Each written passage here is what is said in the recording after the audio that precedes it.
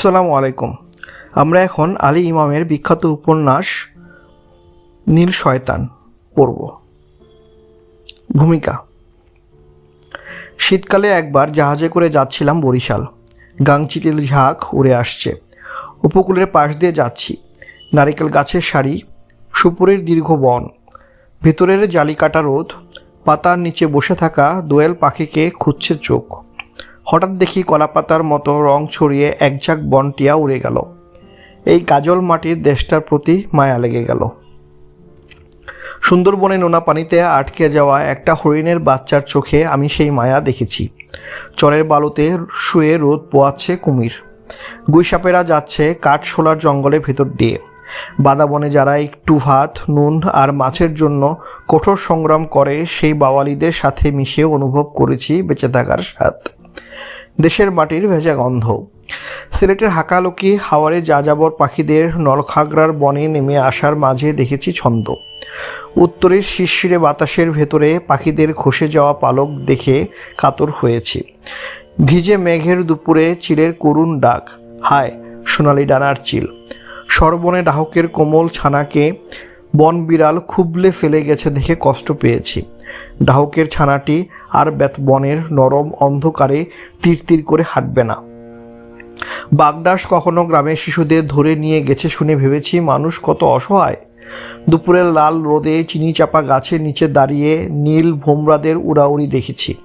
ছায়াহীন বনে কাঁচা পাকা ফিনফিনের শরীরের খোলস বাতাসে উড়ে গেছে। পুকুরের ধারে হেঁটে যাবার সময় পায়ের নিচে গুড়িয়ে গেছে শুকনো শামুকের খোলা। সরল কিশোর বেলায় চিলেকোঠার ঘরে বসে রূপসী বাংলার ভেতরে মগ্ন হয়ে গেছি। দেশের জন্য হু করে উঠেছে বুক। জীবনের সবচাইতে সুন্দর সময় মনে হয় আমার সেই কিশোর কালকে। লাল কমল আর নীল কমলের মায়াবী দিনগুলোর অবসান হয়েছে।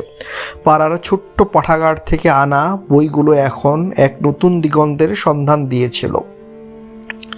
প্রবাল দ্বীপের দুরন্ত কাহিনী, নীল সমুদ্রের নাবিকের স্বপ্ন, বিশাল ডানা মেলে দিয়ে আলবার্টোট্রোস পাখিরা ডিম পাড়তে কতদূর যায়, ত্রিস্তান দা কুনহা দ্বীপের ভয়াবহ নির্জনতার কথা মনে হয়।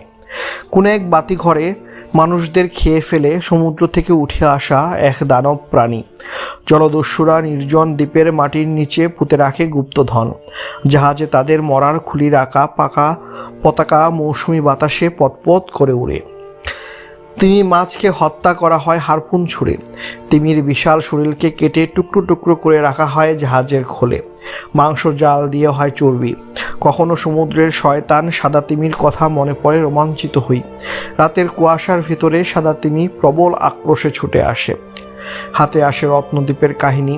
জলদস্যুদের এক চোখ কালো কাচে ঢাকা, তাদের কি উদ্দাম জীবন। পালতোলা জাহাজ ভেসে যাচ্ছে তরতর করে। ক্যাপ্টেন কিট যাচ্ছে বাহামার দিকে। নারকেল বন বাতাসে শোষো করে দুলছে। পাইরেটসদের তলোয়ার মানুষদের শরীর কেটে দুটুকরো করছে। চোখের সামনে এইসব গতিময় ছবি দেখি। পড়তে পড়তে বুকের ভিতর উত্তেজনার তীব্র সহরণ বহে যায়। জুল ভার্ন অনায়াসে নিয়ে যান আরও বিচিত্র পৃথিবীর দিকে। পৃথিবীর অভ্যন্তরে, আগ্নেয়গিরির কাছে, সমুদ্রের নিচে, ডুবু জাহাজের ভিতরে, যেখানে খাবার টেবিলে সামুদ্রিক শ্যাওলার স্বাদ পরিবেশিত হয়। মেরু দেশের দুধ সাদা প্রান্তরে পেঙ্গুইনদের মাঝে হারিয়ে যাওয়া।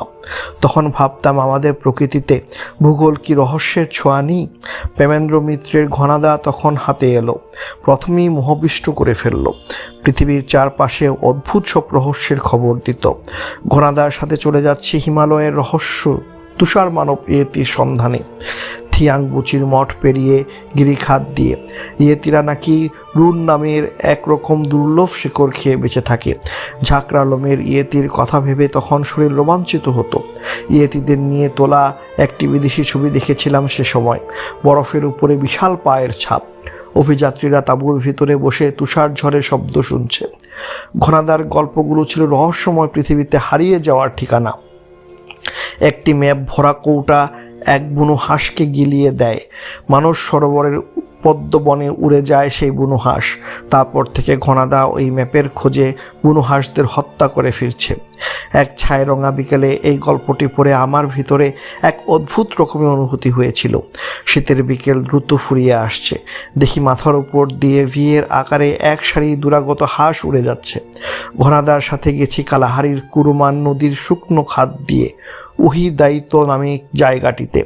সেখান থেকে দুর্গম এলাকার কিটমানুসফ, যেখানে দেখা যায় দুষ্প্রাপ্য কারাকুল ভেড়া, যাদের পশমি ছালের খুব কদর। বই পড়তে পড়তে মনের চোখে ফুটে যায়। দেখতে পাই কাটা ঝোপের ভিতর দিয়ে যাচ্ছে কারাকুল ভেড়া। ঘনাদার গল্পে পেয়েছি লেটাক্স লুটিস বা সমুদ্রের ভোদরের, যাদের লোম ওলা চামড়ার লোভে মানুষ নির্মম পিশাচের মতো তা শিকার করেছে একদিন। স্পেনের নাবিকেরা পালতোলা নৌকা সুলুপে করে চষে বেরিয়েছে সমুদ্রে ওই ভোদরের লোভে। সমুদ্রের পানি হয়েছে ভোদর হত্যায় লাল। ঘনাদার গল্পগুলোর ভেতর দিয়ে ভূগোল, বিচিত্র প্রাণী জগৎ, কীটপতঙ্গ, গাছপালা, লতাপাতার কথা অত্যন্ত আকর্ষণীয়ভাবে আসত। সুমাত্রার গহীন পাহাড়ি জঙ্গলে ওরাং পেন্ডেকের কথা পাওয়া গেছে তার লেখায়।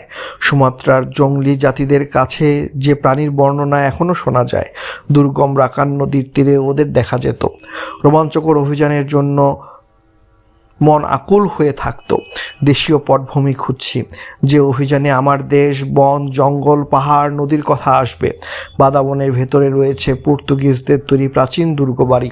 পটুয়াখালীর আন্ধারমানিক নদীর রাতের বেলা ফসফরাসের জন্য জ্বলে। হবিগঞ্জের জঙ্গলে পাওয়া যায় দুষ্প্রাপ্য লজ্জাবতী বানর লরিস। পাবলাখালীর সিভিট গাছের বনে এখনও রয়েছে কয়েক জোড়া বিরল প্রজাতির হাঁস। পদ্মার চরে দেখা যায় মেছো কুমিরের ঘড়িয়ালদের, তাদের ডিম নষ্ট করে ফেলছে রাখাল ছেলেরা। গাঢ়পল্লীতে রয়েছে মিথুন নামের চিত্রিত বনগরু। হিনতাল বনে ঘুরে বেড়ায় পেশাদার কুইদাররা, যারা পাতার আড়াল থেকে অদ্ভুত কণ্ঠে ডেকে ডেকে হরিণদের আকৃষ্ট করে নিয়ে আসে। ভাবতাম এসব নিয়েও তো লেখা যেতে পারে কিশোরদের জন্য অভিযান কাহিনী। সেসব লেখার মাঝে মিশে থাকবে নানা তথ্য। প্রেমেন্দ্র মিত্র জানিয়েছিলেন, ঘনাদা লেখার সময় বিশ্বকোষ থেকে তিনি প্রচুর তথ্য নিতেন। এখন পশ্চিমবঙ্গে উৎসাহী কিশোর কুশলীরা মিলে গড়ে তুলেছে ঘনাদা ক্লাব। তারা ঘনাদার গল্পগুলোতে বর্ণিত বিভিন্ন তথ্য সম্পর্কে অনুসন্ধান করছে। যেসব স্থানের বর্ণনা দেওয়া হয়েছে সেগুলো সম্পর্কে আরও ব্যাপকভাবে জানার চেষ্টা করছে। যেসব দুষ্প্রাপ্য প্রাণীর কথা আছে তাদের বৈজ্ঞানিক তথ্য খুঁজে বের করছে নানা বই ঘেটে। এভাবেই তাদের মাঝে অনুসন্ধানী সজীব এক মন গড়ে উঠছে। এখন চলছে ক্যাসেট সংস্কৃতির প্রবল দাপট। নিজেদের ঠিকানা হারিয়ে ফেলার এক তুমুল প্রতিযোগিতায় নেমেছে সবাই।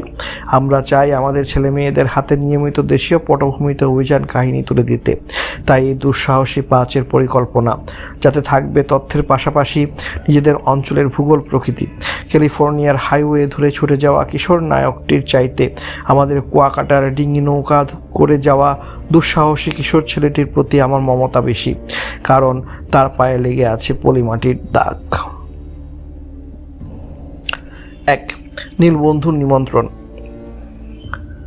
খুব স্পিডে মোটর সাইকেল চালিয়ে এসেছে তকিব। তখনও ঘন্টায় 60 মাইল। শালবনের ভেতর দিয়ে নিরিবিলি রাস্তা, শা শা করে ছুটছে। বাতাসে ওর হলুদ জ্যাকেট ফুলে উঠেছিল। মোটর সাইকেলের পেছনে বাঁধা ঝুড়িতে 1 ডজন বনমুরগি। দুরন্ত গতিতে ছুটছে তকিব। বড় খালুর নির্দেশ, যেখান থেকে পারো বনমুরগি ধরে আনো। জঙ্গলে যাও, শালবনে যাও। তার মাথায় নিত্য নতুন প্ল্যান ঘুরপাক খায়। এখন খুঁজছেন বুনো হাঁস, পাখি ব্যবসা করবেন। তো কি জানতো মধুপুরের জঙ্গলে বনমুরগি আছে? কোনো কোনো হাটে আদিবাসীরা জঙ্গল থেকে ধরে এনে বিক্রি করে। কীরকম তেল চকচকে শরীর, হাত দিলে পিছলে যায়। বনের পোকামাকড় খেয়ে পাখিগুলো শরীর পুষ্ট। একবার মধুপুরে বাংলোর বাবুর্চি তাকে বন মোরগ রান্না করে খাইয়েছিল। কি চমৎকার স্বাদ! তো কি রাতুরাতে গিয়েছিল বনমুরগির খোঁজে। বড় খালুর শখ হয়েছে পোলট্রি ফার্ম করার। তার জন্য নানা জাতের হাঁস মুরগি সংগ্রহ করছেন। নতুন ধরনের খামার করতে চাইছেন। ফ্রোজেন বনমুরগি সরবরাহ করবেন বড় হোটেলগুলোতে। বিদেশিরা পছন্দ করে। তকির বড় খালু এক বিচিত্র স্বভাবের মানুষ। নানা দেশের বনে পাহাড়ে ঘুরে বেরিয়েছেন। দক্ষিণ আমেরিকার আমাজন জঙ্গলে বেশ কবছর ছিলেন। গল্প করতে খুব ভালোবাসে। ড্রয়িং রুমে তাকে ঘিরে বসে থাকতো তকির ছোট ভাই বোনেরা। খালুর পরনে ফ্যাকাশে রঙের জিন্সের প্যান্ট, গায়ে একটা চামড়ার জ্যাকেট। ওটা কি সাইবেরিয়ার রুপলি শিয়ালে চামড়া দিয়ে তৈরি? ছোটদের কাছে তিনি বনের দূত। 1 মাথা কাঁচা পাকা চুল, তকির মনে হয় বড় খালুর শরীরে বুঝি অরণ্যের গন্ধ লেগে রয়েছে। হঠাৎ করে হয়তো পকেট থেকে একটা ঝিলিমিলি রঙের পালক বের করে বলবেন, এটা হলো গিয়ে ইন্দোনেশিয়ার দুষ্প্রাপ্য ম্যাকাও পাখির পালক। সহজে এদের দেখা যায় না। 3টে ম্যাকাওয়ের ডিম পাড়ার কথা জাকার্তার খবরের কাগজে ছাপা হয়েছিল, আমি নিজে দেখেছি। সেই খালু হঠাৎ একদিন এসে হাজির। প্লেট থেকে নোনতা কাজু বাদাম খেতে খেতে বললেন, এবার আমাজনের থেকে কত যে বিচিত্র অভিজ্ঞতা হয়েছে। পৃথিবীর বৃহত্তম প্রজাতির সাপ বোয়া দেখেছি। আরেকটু হলেই শটান বোয়ার পেটে চলে গিয়েছিলাম। আস্ত হরিণ লেখায় কোনো মতে পালাতে পেরেছি। কথা বলার সময় বড় খালু নানা রকম অঙ্গভঙ্গি করে দেখান। তখন মুখ দিয়ে অনেক বিচিত্র শব্দ বের হয়। বোয়ার গিলে খাওয়া দেখাতে মস্ত হা করেছিলেন। বুঝলি কি না, স্থানীয় ভাষায় আমাজনের অর্থ হলো সবুজ নরক। সেখানকার জঙ্গলে সবচাইতে ভালো লেগেছে বন মোরগ দেখতে। শুধু বন মোরগ, আর কিছু না। কতিঙ্গা প্রজাতির পাহাড়ি মোরগ, গায়ের রং চকচকে কমলা লেবুর মতো। রোদের মধ্যে হঠাৎ দেখলে চোখ যেন ঝুলসে যেত। কিন্তু তুমি সেখানে কি করতে? আমার কাজ ছিল জঙ্গল থেকে এ ধরনের মোরগ ধরা। ইকুয়েডর, পেরু ও বলিভিয়ার বনেও এদের দেখা যায়। গায়ের রং ঘন লাল, ডানা কুচকুচে কালো। উত্তেজিত হলে মাথার ঝুঁটি মহিলাদের হাত পাখার মতো ছড়িয়ে যায়। যে কোম্পানির হয়ে এসব পাখি ধরতাম, তাদের কাজ ছিল শহরে সরাইখানাগুলোতে এসব সরবরাহ করা। পর্যটকেরা খুব পছন্দ করত সেসব পাখি ঝলসানো মাংস, সাথে বুনো আনাজে ঝাঁঝালো সালাদ। সেখান থেকেই আইডিয়া পেয়ে গেলাম। কোনটা? এই আমাদের দেশের হোটেলগুলোতে ফ্রোজেন বনমুরগি সাপ্লাই দেওয়া। তোরা যে যা বলিস ভাই, আমার বনমোরগ চাই।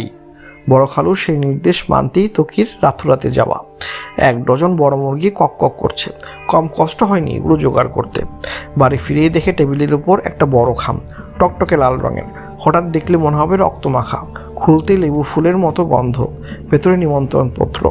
এক কোনায় একটি নেকড়ের মাথার ছবি। কার্ডটাকে রহস্যময় মনে হলো তকির কাছে। তাতে ইংরেজিতে টাইপ করে লেখা, বন্ধু, বিশেষ একটি অনুষ্ঠানে তোমাকে নিমন্ত্রণ জানাচ্ছি। হোটেল ব্লু ফক্স এ আগামী শনিবার রাত 9টায় 7 নং টেবিলে আসবে। ওই দিন পৃথিবীতে তার আগমন হয়েছিল। আমরা সেই আগমনের মুহূর্তটিকে স্মরণ করতে চাই। আমি তোমাদের খুব কাছের একজন, পরিচয় দিলাম না, অবশ্যই আসবে। ইতি নীলবন্ধু। প্রথমে কার্ডটা পড়ে কিছু বুঝতে পারল না তো কি। কে এই নীলবন্ধু? কার জন্মদিনের উৎসব? নাম দেয়নি কেন?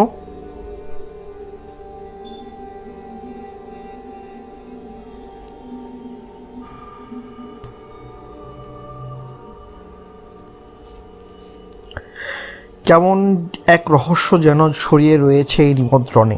চেনা জানা বন্ধুদের কথা ভাবল, কাউকে নীল বন্ধু হিসাবে মেলাতে পারল না। কার্ডটা হাতে নিয়ে দাঁড়িয়ে ভাবছিল তকি। পাশের ঘরে ফোন বেজে ওঠে। লিপন ফোন করেছে। সেন্ট মার্টিনস দ্বীপ থেকে ফিরে আসার পর লিপনের সাথে আর দেখা হয়নি। সেই প্রবাল দ্বীপের রোমাঞ্চকর অভিযানের কথা ভোলা যাবে না। তকি, আমি আজ একটা কার্ড পেয়েছি, খুব ইন্টারেস্টিং। কীরকম? একজন নিমন্ত্রণ করেছে আগামী শনিবার রাতে হোটেল ব্লু ফক্সে যাওয়ার জন্য। রাত 9টার সময় 7 নং টেবিলে যেতে হবে। আশ্চর্য, তুমি জানলে কী করে? কারণ ঠিক ওই রকম একটা কার্ড আমিও আজ পেয়েছি। ব্যাপারটা কি? নীলবন্ধু কে? কিছুই বুঝে উঠতে পারছি না রে। কেউ আমাদের সাথে রীতিমতো রহস্য করছে। ফয়সালের সাথে যোগাযোগ করে দেখতো এ কীরকম নিমন্ত্রণ। ফয়সালকে ফোন করলো তকি। ওইরকম কার্ড ফয়সালও পেয়েছে। কিছুক্ষণের মধ্যেই জানা গেল আকরাম আর আশরাফও পেয়েছে। ব্যাপারটা খুব রহস্যময় হয়ে উঠেছে। সবাই ঠিক করলো রাতে ফয়সালের ভাষায় দেখা করবে। 5 জনের জন্য আগামী শনিবার কে এমন জাল ছড়াচ্ছে? কার আগমন ঘটেছিল তখন? ফয়সালের ঘরে নীরব আলো। দেয়ালে মাইকেল জ্যাকসনের বিশাল পোস্টার। জ্যাকসন মাইক হাতে গান গাইছে। নীলাভ আলোর মাঝে পোস্টারটি খুব জীবন্ত মনে হচ্ছে। জ্যাকসন বুঝি এখনই তার থ্রিলার এর সেই বৈদিক শব্দ ছড়িয়ে দেবে। মেরুদণ্ডের ভিতর দিয়ে বয়ে যাবে শিরশির করে একটা হিম স্রোত। তকির হঠাৎ মনে হলো কিশোর জ্যাকসন রাতের বেলায় এক কবরখানায় দাঁড়িয়ে আছে। সেখানে গা ছমছমে বাতাস। সাইপ্রেস গাছের পাতা ফিসফিস করে যেন কোনো অশুভ সংকেত জানাচ্ছে। তকি মাঝে মাঝে রহস্যময় শব্দ শুনতে পায়। ওই ট্যাবলেট খেলিয়ে এরকম হয়। ফয়সাল সবার কার্ড দেখে। হুবহু একই রকম, এক ধরনের টকটকে লাল রঙের খাম। একই কথা, কোনায় ধূসর নেকড়ের ছবি। নেকড়েটা লাল জিপ বের করে আছে। হোটেল ব্লু ফক্সে ফোন করলো Faisal. Hello, hotel blue Fox? Yes, আমি একটা খবর জানতে চাচ্ছি। বলুন। আগামী শনিবার রাত 9টায় 7 নং টেবিলটিকে কেউ রিজার্ভ করেছে? দাঁড়ান দেখছি। কিছুক্ষণ পর ওপাশ থেকে শোনা যায়, হ্যাঁ, 5 জনের জন্য রিজার্ভ করা আছে। কে করেছে? নাম জানাননি, টেলিফোনে রিজার্ভ করে রেখেছেন। শুধু 5 জনের জন্য? হ্যাঁ। ফয়সাল ফোন ছেড়ে দেয়, তাকে একটু চিন্তিত দেখায়। আগামী শনিবার রাত্রে ব্লু ফক্স হোটেলে 7 নং টেবিলটি শুধু আমাদের 5 জনের জন্যই রিজার্ভ করে রাখা হয়েছে। যে করেছে তার পরিচয় হোটেলের লোকেরা জানে না। স্ট্রেঞ্জ, কিন্তু আমি ঠিক বুঝতে পারছি না, শুধু 5 জনের জন্য টেবিল রিজার্ভ করা কেন? আমাদের নীলবন্ধু তাহলে কোথায় বসবে? রহস্যময় ব্যাপার। তবু আমরা যাব। দেখি সেদিনকার জন্মদিন। তো কি দাঁড়িয়েছিল জানালার পাশে, কি মনে হওয়াতে ঘুরে বলল, বোধহয় কার্ডে ছাপা সেই নেকড়ের জন্মদিন। তার চোখের সামনে ঘাসঝোপের ভেতর একটা নেকড়ের ছবি ভেসে ওঠে, লাল জিভ লক লক করছে। ফয়সালের বাড়ি থেকে ফিরতে তকির বেশ রাত হয়ে গেল। এলাকাটা শহরতলি বলে বেশ নিঝুম হয়ে যায়। পাশের বাড়ির বাগান থেকে হাসনা হেনা ফুলের গন্ধ ভেসে আসছে। এই ফুলের গন্ধে নাকি সাপ আসে। লোহার গেট খুলে দিয়ে কাজের ছেলেটি বলল, আপনার জন্যে বড় খালু বৈশা আছে অনেকক্ষণ। কেন, বন মুরগির কোনটা মরেছে নাকি? না, বারান্দা থেকেই বড় খালুর হাসির শব্দ পাওয়া যাচ্ছে। সবাইকে নিয়ে জমিয়ে গল্প করছেন। তরতাজা বন মুরগিগুলো পেয়ে বেজায় খুশি। এবার দেখছি আমার এতদিনের পরিকল্পনাটাকে বাস্তবায়িত করতে পারবো। আমি বেশ কটা হোটেলের সাথে এর মধ্যে কথা বলে ফেলেছি। ওরা ওদের খাদ্য তালিকায় স্পেশাল আইটেম হিসেবে বন মুরগির রোস্ট রাখবে। বন মুরগি কাবাব বানাবে না? এটা আনতেই তো দেখি তকি ভাইয়ের প্রায় কাবাব হওয়ার মতো অবস্থা। দেখিস, চীনের বিখ্যাত পেকিং ডাকের মতোই এই বন মুরগি রোস্ট জনপ্রিয় হবে। হতেই হবে। খালু, তুমি যা একটা স্বপ্ন দেখো না, বুলার টিপ্পনি কাটে। তুই এখনও এটাকে স্বপ্ন বলছিস? তোর ভাই আজ রাতহুয়া থেকে বন মুরগি নিয়ে এলো। এগুলো আমি ফ্রোজেন করে হোটেলে পাঠাবো। বিদেশিরা খেয়ে তারিফ করবে। এরপর চাহিদা বাড়তে থাকবে। তখন আমার কেমন খোঁজ পড়বে দেখবি। ভুটানের থিম্পুর এক হোটেলে সেবার খেয়েছিলাম ময়ূরের মাংস। বিদেশিরা খেতে পাগল। আগে তো আমাদের মধুপুরে জঙ্গলে ময়ূর পাওয়া যেত। আমি সাপ্লাই পেলে ময়ূরের ডিশও তৈরি করতাম। তোকে একপাশে দাঁড়িয়ে শুনছে। কথা বলার সময় বড় খালুর চোখ দুটো উৎসাহে জল করতে থাকে। তো কি, তোমার প্রতি আমার আস্থা বেড়েছে। কাল তোমাকে আমার সাথে এয়ারপোর্ট যেতে হবে। কে আসছে? আমার বন্ধু মিস্টার কোকারিতা, ব্রাজিলের লোক। ওখানকার কী যেন এক রিসার্চ কেন্দ্রের পরিচালক। বলে পকেট থেকে একটা খাম বের করলেন খালু। ও হ্যাঁ, দানিকেন রিসার্চ কেন্দ্র। তো কি দানিকেনের মতবাদ নিয়ে বন্ধুদের সাথে অনেকবার আলোচনা করেছে। ওরও ইচ্ছা ছিল দানিকেন গবেষণা কেন্দ্রের মতো কিছু একটা করার। ভালোই হলো, মিস্টার কোকারিতার সাথে এ নিয়ে আলাপ করা যাবে। কোকারিতা একবার আমাকে নিয়ে গিয়েছিল চিলির কাছে ইস্টার দ্বীপে। সেখানে গিয়ে দেখি সমুদ্রের ধারে বিরাট বিরাট সব পাথরের মূর্তিগুলোর মাথায় লাল টুপি। মূর্তির নাম মোয়াই। তো কি ভাবছে তাদের দেশে আবার কোনো রহস্যময় জিনিসের সন্ধান পেল ওরা? দানিকেন রিসার্চ কেন্দ্রের কাজ হলো পৃথিবী ঘুরে ঘুরে অদ্ভুত জিনিসের খোঁজ করা। ওদের মতবাদ, ভিনগ্রহের অধিবাসীরা একসময় পৃথিবীতে এসেছিল, নানা জায়গায় তার নিদর্শন রেখে গেছে। তার প্রমাণ খুঁজে বের করার জন্য ওরা ছুটে যায় পেরুর নাচকা থেকে প্রশান্ত মহাসাগরের কিরিবাতি দ্বীপ, কাশ্মীরের বুরজাহামাদ গুহা থেকে ইনকাদের সমাধি মন্দির। এরিক ফন দানিকেন লিখেছেন চমক লাগানো সব বই। কেন্দ্রের কর্মীরা ছুটছে রহস্যের খোঁজে। তাদের কাছে পৌঁছে যাচ্ছে পৃথিবীর নানা এলাকার রহস্যময় জিনিসের খবর, স্থানের হদিস। কিন্তু তোমার বন্ধু মিস্টার কোকারিতা আসছে কেন? আসলে ওর গন্তব্য হলো সিকিম। তার আগে এখানকার পাহাড়পুরে যাবে, টেরাকোটার ছবি তুলবে, বরেন্দ্র মিউজিয়ামেও যাবে। ওখানে নাকি কিছু মূর্তি আছে যার ছবি ওর দরকার। কাজের ছেলে নসু একটা ছোট লাল বাক্স নিয়ে আসে। বড় ভাই, সন্ধ্যায় এইটা একজন দিয়া গেল। লাল বাক্সটা দেখি তকির বুকটা কেমন করে ধক করে উঠল। তাড়াতাড়ি খুলতেই দেখে একটা কাগজের মোড়ক। খুলে দেখে একটা আংটি, সাদা হাড় দিয়ে তৈরি, কাগজে ইংরেজিতে টাইপ করা। বন্ধু, আশা করছি তুমি আমার নিমন্ত্রণে আসছো। শুভেচ্ছা হিসাবে ছোট্ট একটা উপহার পাঠালাম। পৃথিবীতে তার পুনরায় আগমন সার্থক হোক, নীলবন্ধু। পরখালু তাকিয়েছিল তকির দিকে। চিঠিটা পড়েই তকি যেন গম্ভীর হয়ে গেছে। কী ব্যাপার তকি, এনিথিং রং? তোমার হাতে ওটা কি? ত্বকির হাতে ধরা আংটি জিনিসটা দেখি কেমন চমকে উঠলেন বড় খালু। ঠিক ওই সময় কারেন্ট চলে গেল। নিকষ অন্ধকার যেন ঝাঁপিয়ে পড়ল ঘরের ভিতর। ত্বকির মনে হলো ওর পায়ের উপর দিয়ে একটি রোমশ প্রাণী যেন লাফিয়ে চলে গেল। বিড়াল বোধ হয়। হঠাৎ একটা আর্ত চিৎকার। কাজের ছেলে নসু চিৎকার করছে। তাড়াতাড়ি বাইরে এলো ত্বকি। রাস্তার ল্যাম্পপোস্টের আবছা আলোতে নসুকে ভয়ার্ত দেখাচ্ছে। কিরে নসু, কি হয়েছে? নসু কথা বলতে পারছে না। বাগানের ঘন অন্ধকারের দিকে তাকিয়ে আছে। হারিকেন জ্বালিয়ে নিয়ে আসা হলো। আশেপাশে বাড়িগুলোতেও আলো আছে, শুধু ওদের বাড়িতেই নেই। বাগানে ঠিক থেকে অন্ধকার। চিৎকার করেছিলি কেন? ভয় পেয়েছিলি? ভাইজান, কি একটা কালা জন্তু এইখান থেকে লাফ দিয়া বাগানে গেল শিয়ালের মতো। দূর, অন্ধকারে কি দেখেছিস তুই? বড় খালু নসুর কাঁধ ধরে ঝাঁকি দেন। এখানে শিয়াল কোত্থেকে আসবে? এইসব বাজে কথা বলে খবরদার ছোটদের ভয় দেখাবি না। অন্ধকার হলেই যত আজগুবি গল্প। এটা কি জঙ্গল নাকি? ওরা আবার সবাই ঘরে ফিরে আসে। হারিকেনের আলোতে দেয়ালে ওদের ছায়া লাফিয়ে উঠছে। মৃদু আলোতে ওদের চোখ মুখ অন্যরকম দেখাচ্ছে। কই তোমার সে আংটিটা একবার দেখি তো। ত্বকি মুঠো খুলে বসে। বড় খালু আংটিটা দেখতে লাগলেন ঘুরিয়ে ঘুরিয়ে। হাড়ের উপর নকশা করা। জিনিসটার ধরন আমার কাছে কেমন জানি চেনা চেনা লাগছে। কিন্তু কি? কিন্তু এরকম জিনিস সেখানে আসবে কি করে? বড় খালুর কপাল কুঁচকে যায়। মানে? আমাকে দে তো আংটিটা। আজ এটা নিয়ে যাই। আমার কাছে কিছু ছবি আছে। আংটিটাকে ওগুলোর সাথে মিলিয়ে দেখব। যদি সত্যি হয় তবে তো সাংঘাতিক ব্যাপার। সাংঘাতিক ব্যাপার মানে? সে কথা এখন বলা যাবে না। বড় খালু আংটি নিয়ে চলে গেলেন। তিনি সকাল 8টায় আসবেন। এয়ারপোর্ট পৌঁছাতে হবে 9টায়। কিছুক্ষণের মধ্যেই কারেন্ট চলে এলো। সারা বাড়িটা এতক্ষণ কেমন ভুতুড়ে হয়েছিল। হঠাৎ ত্বকির চোখে পড়ল মেঝের উপর কী যেন পড়ে আছে। চোখে দেখে মেঝেতে কিছু ধূসর লোম পড়ে আছে। এগুলো এখানে এলো কোত্থেকে?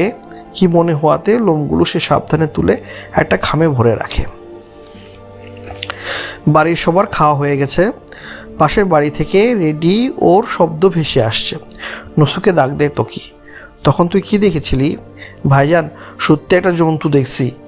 কোন দিক থেকে এলো? মনে হইল যেন আপনাকে ঘর থেকে বাইর হইল। রাস্তায় বাতির আলোতে দেখলাম চক্ষু দুইটা জলজল করতেছে। আওয়াজ করলো। গেল কোন দিকে?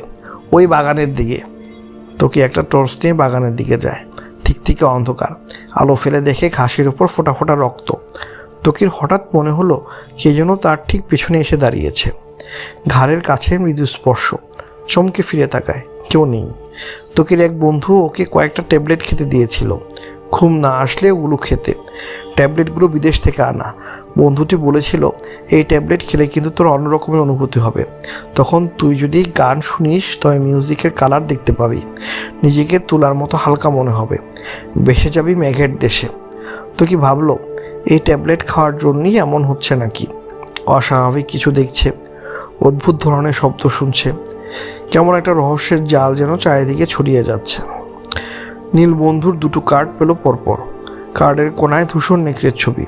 ত্বকির মনে হলো সামনের ঝোপটা যেন একটু নড়ে উঠল।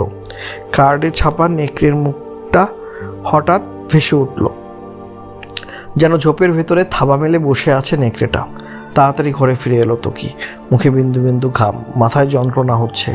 ঘুমের ট্যাবলেট খেয়ে বিছানায় গেল। এখন তার ঘুম চাই, গভীর ঘুম।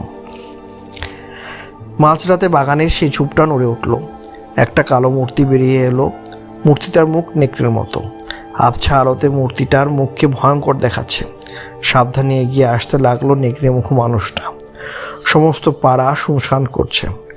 মূর্তিটা সাবধানে বারান্দায় উঠে এলো। ত্বকিদের কালো বিড়ালটা এক কোণায় গুটিসুটি মেরে ছুঁয়েছিল। হঠাৎ বিড়ালটা গা ঝাড়া দিয়ে লাফিয়ে ওঠে।